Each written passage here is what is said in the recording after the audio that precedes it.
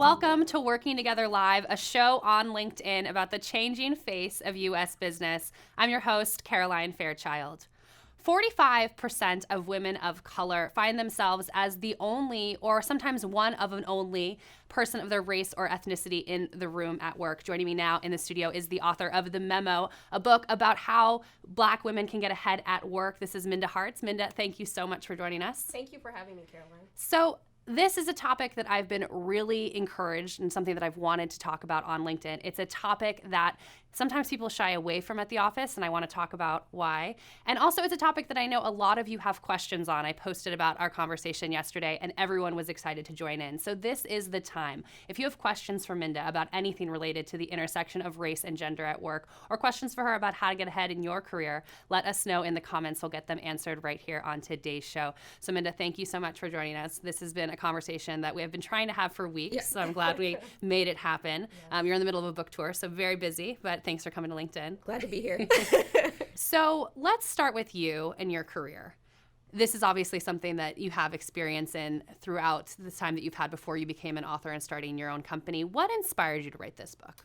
Yes, I have been a Black woman my whole life, and so I definitely am an expert of what it's like to be in the workplace, in my skin, and which is great, but one of the things that people don't often understand is what it's like to be the only one. Mm-hmm. And so for me, I spent 15 years in corporate and nonprofit roles, and I was often always the only one, only person of color or woman of color at the table. And so for me, it gets really isolating and kind of you get distraught. And so I didn't want other women of color to feel like they were going through some of the things they were going through alone, because often we talk about women in the workplace, but we don't break it down into the intersections. Right. And you write about in the book how a lot of career advice, it can be kind of one size fits all. And that is detrimental to people who have different experiences. So why are you trying to have a conversation about how maybe perhaps we need to have different career conversations for different people in the work?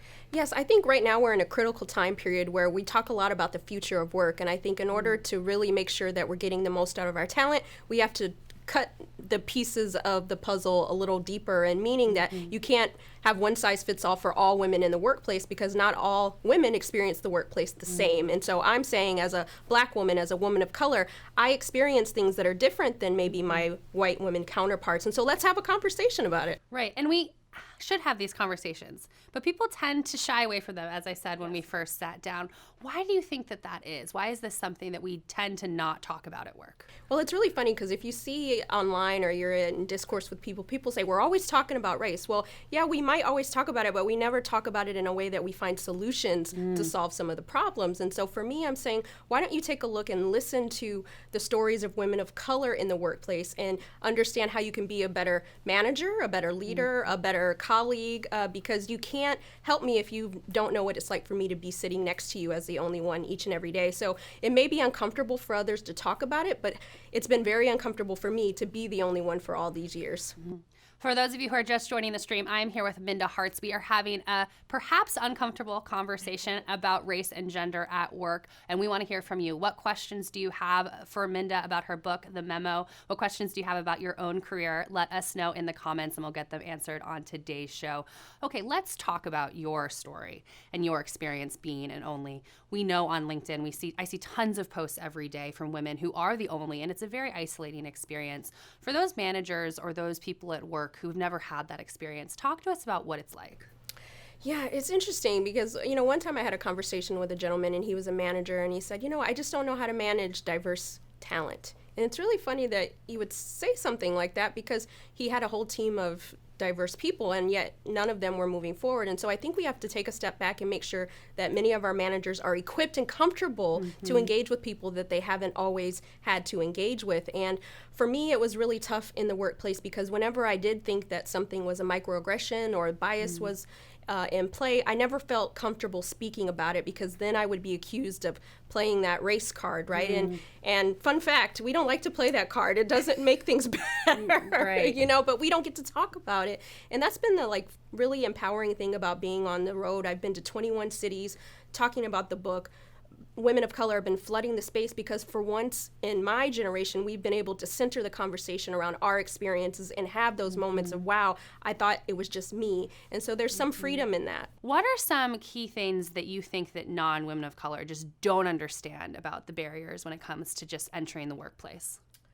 Yeah, I think one of those things, so yes, I realize that as women as a whole, we all have, there's the hierarchy of oppression, right? Yeah. But I think that you have to also understand because of that hierarchy, there are those who benefit because of certain initiatives versus others. And I think being aware of that. And so it was funny, I was on the plane next to a woman and she saw my book cover and she's like, that's a great book, but why didn't you include white women? And I said, I said, this is, it's interesting. And so I think we have to, I know we don't like to kind of break things out into intersections, but it's important because then you get to know what my experience is. And so for me, even just my name, my government name is Yasminda, but I've always had to go by Minda because it made others more comfortable. My colleagues wouldn't even try to pronounce Yasminda. And so at a young age, I realized that, okay, this is more palatable. My hair being straight, I've always worn my hair straight because I've heard that if it doesn't look like this, then we're told that it's not polished. And so these are the things that we come into the workplace already being told. And so we're already on guard, knowing that we have to work twice as hard and then try to appeal to many of our counterparts. And that's exhausting.